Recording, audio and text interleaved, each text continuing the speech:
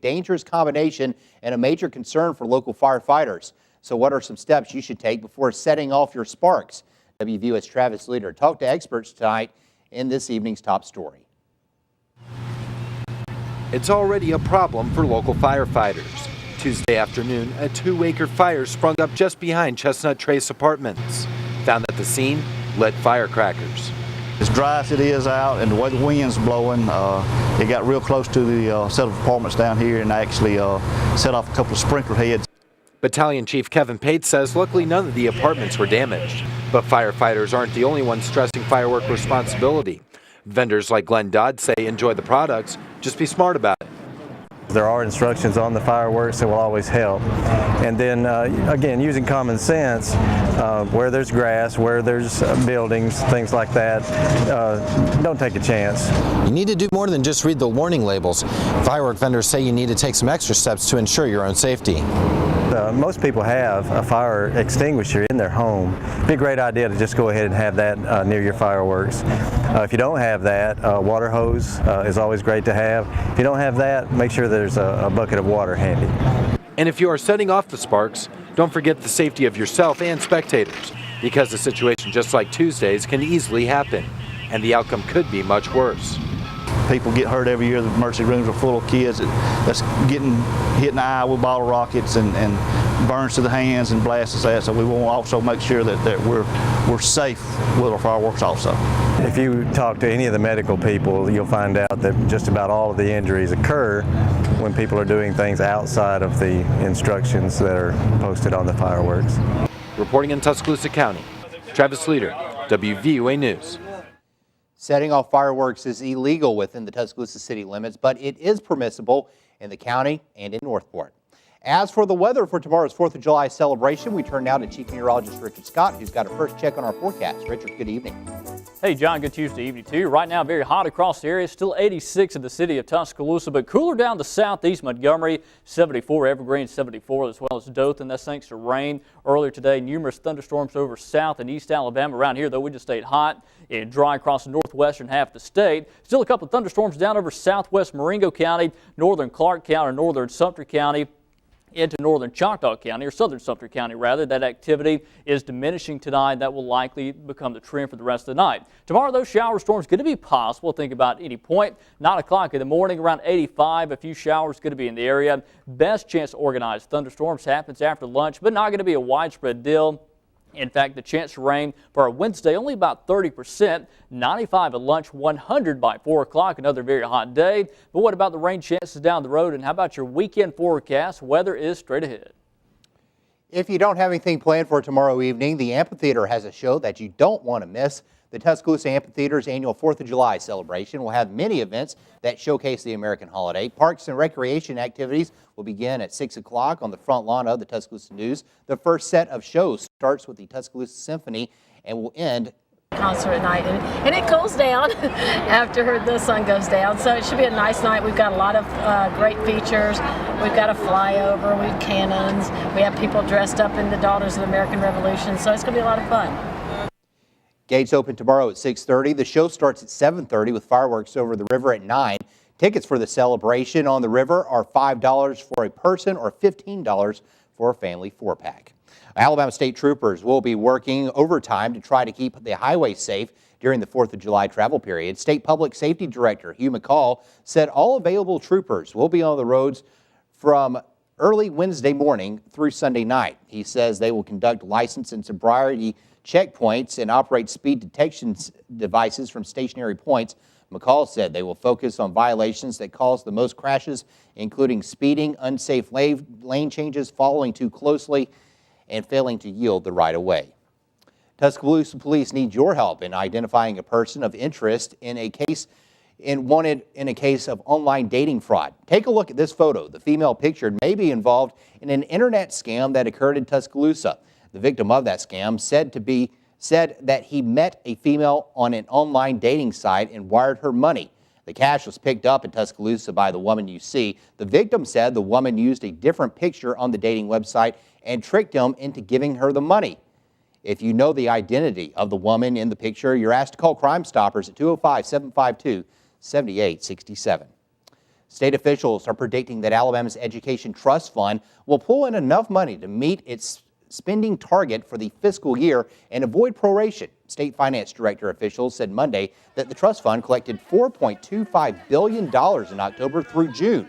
That's an increase of 6.8%. Tax collections by the trust fund are the main source of state tax dollars for public schools and colleges. This year's lawmakers avoided taking an additional $40 million from the fund to reserve it for spending next fiscal year, which starts October 1st. Alabama Governor Robert Bentley will spend his 4th of July in Europe. Bentley left this evening for Hamburg, Germany, where he will visit an Airbus assembly plant. Governor Bentley's press secretary, Jennifer Artis, says the trip resulted from Airbus announcing that it will build a $600 million assembly plant in Mobile. Bentley's schedule also takes him from Farnborough International Air Show near London. He will be joined by many other state and local officials who are trying to recruit businesses as a result of the Airbus announcement. Bentley plans to return to Alabama on July 11th. A group of kids from all over the world spent today helping to rebuild a home damaged by the April 27th tornado. The Fugees kids worked with United Saints today to help rebuild the home of Tuscaloosa County resident David Cameron. The kids from all over the world have lost their homes in wars, hence the name of the group Fugees, as in refugees. Now they're the ones giving back. You know, our kids fled their countries and their homes were destroyed, and they have been the recipients of such generosity in this country, and this is our first year where we feel that very strongly that we need to teach them to give back. One of the original Fab Five took to the stage in Tuscaloosa tonight. Ringo Starr performed in front of an excited crowd at the Tuscaloosa Amphitheater.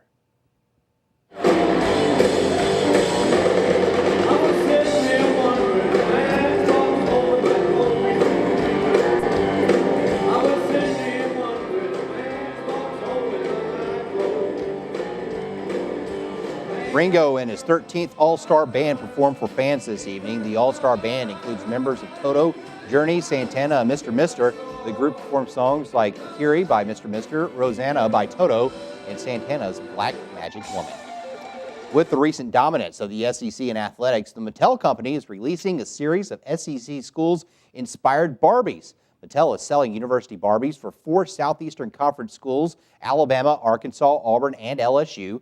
The dolls will retail for $24.95 and starting this week will be sold in Walmart stores, on Walmart's website, and on BarbieCollector.com. Each doll is dressed as a cheerleader from each specific school and comes with pom-poms.